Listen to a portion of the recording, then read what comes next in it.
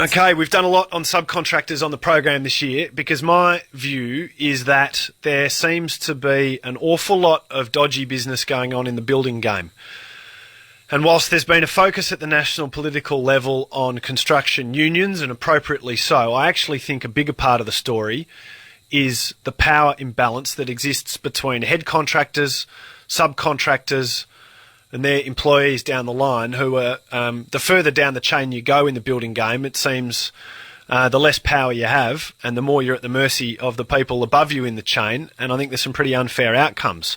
Extraordinarily, it seems as though some of the worst outcomes are happening on government building sites, with subbies not getting paid for work they've done, getting in commercial disputes with larger lead contractors, and then the government sitting at the top of the chain sort of, to an extent, dusting its hands and saying, well, look, this has got nothing to do with us. These are all just commercial arrangements. That's the history to this. I'm not being political about that either. I think that most of this has happened before the last state election. Nonetheless, there is a group of subbies who have said enough is enough, and they've formed a new organisation. It's called Subcontractors WA. The person who is chairing Subcontractors WA is Louise Stewart. Louise, good morning to you. Good morning, Gareth. Thanks for your time today. Why have you formed this new group? Oh, look, I think that you just made some very potent points. There is very much a power imbalance, and considering that subcontractors make up over 80% of the building and construction market in Australia, we feel that, there needs to be a peak association that actually represents the voices of subcontractors. Because we do know that the Master Builders Association does a very good job of representing builders' interests. However, there really is not a construction industry without subcontractors because they are the majority of the market. So why did you personally get involved? Well, I've been working in the as a subcontractor for the last few years. I actually come from a business management background and became involved in assisting my husband in his business, and came across a group of subcontractors who had formed a group called Subcontractors for Fair Treatment. And they had been doing a very good job of campaigning over the last 4 years for fairer payment terms for subcontractors. But what we felt we really needed to do was to actually incorporate and form a professional association so that we could engage with governments of all persuasions, and we could actually provide a really strong voice to make sure that the requirements and protections needed for subcontractors to get paid are actually heard by these politicians. And we really want to see action. We've had decades and decades of lip service around these issues, and really the industry in WA is at crisis point.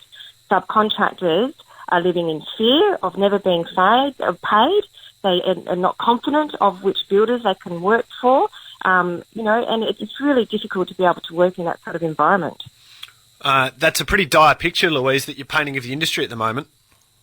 Yeah, well, look, things are pretty bad out there. I've been doing a lot of interviews this morning, and in between those interviews, I've had calls from subcontractors who said that, basically every project, they either have delayed payment or they have, fear of liquidated damages, or in some cases, the builder is actually getting them on site, getting the suppliers on site, getting them to complete the work, and then they go broke. And so then they have no hope of ever getting paid. And I think that the government to turn a blind eye to it, really that time has come to an end, and we need to get proper payment protection mechanisms in place. Well, I totally agree with you about that. 92211 882 is the number. I'd love to hear from subbies today. What's going on out there in the marketplace? What is going on out there in the marketplace? That's my question to subbies. Let me know what you're seeing, what you're experiencing. You don't have to use your real name. I understand the sensitivities. I understand Perth's a small place. If you want to give us a call and use a different name, no problem at all.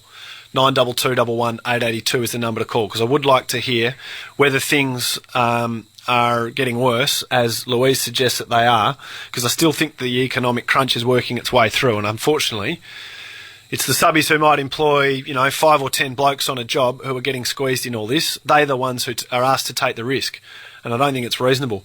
Louise Stewart, she's the chair of this new body, Subcontractors WA, and as you've just heard her explain, they're forming to try and give the subcontracting sector a voice.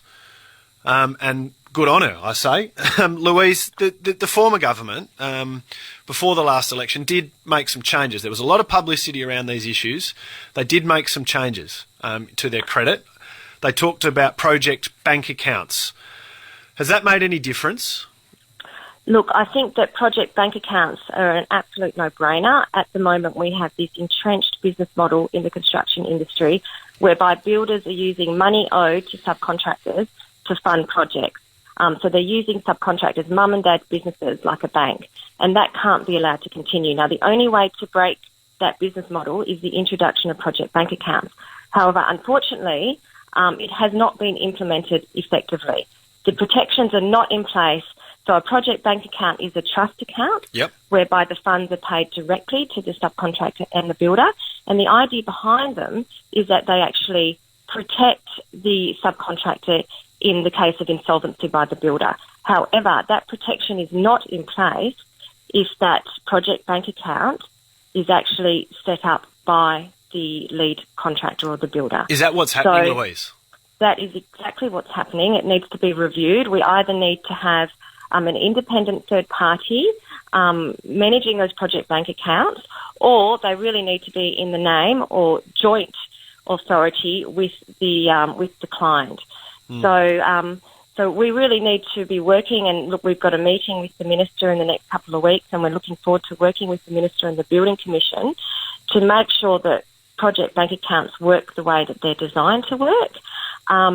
And also just to make sure that, you know, we're being as proactive as possible in terms of making this a more attractive industry for people to actually want to come and work in it, because at the moment, the level of apprentices coming into the construction industry, it's just too high risk, you know. Yeah.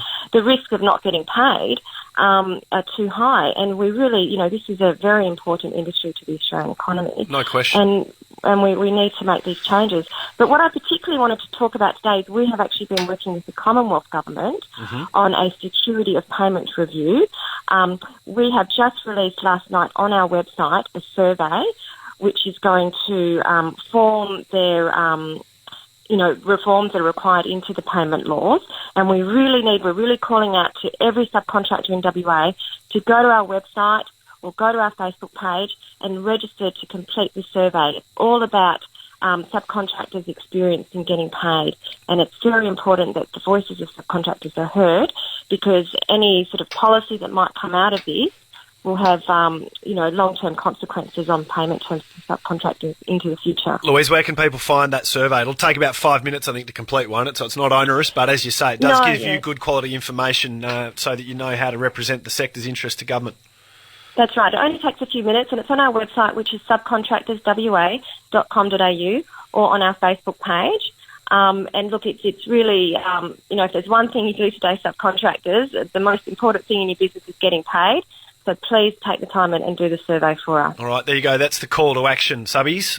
Go to subcontractorswa.com.au or facebook.com/subcontractorswa. You can fill out that survey. You can make your voice heard. I'd love for you to do that. I'd love for you to call us on the program as well, 922 11 882. Government listens to this show, folks. They listen to your calls. They get transcripts. They get media monitoring. They know what you say. So give us a buzz, make your voice known. Louise, I applaud you.